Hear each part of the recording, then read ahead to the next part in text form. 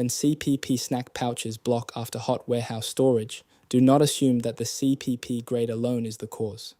First, identify where the sticking starts, web to web in the roll, pouch to pouch in the carton, or during release and feeding on the filling line. Record whether the symptom is adhesion, scuffing, print transfer, seal surface pickup, or inconsistent machine handling.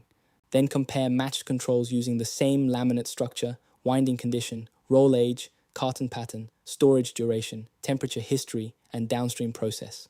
A warm warehouse can expose a pre-existing winding or surface issue, so changing several variables at once will not produce a useful answer.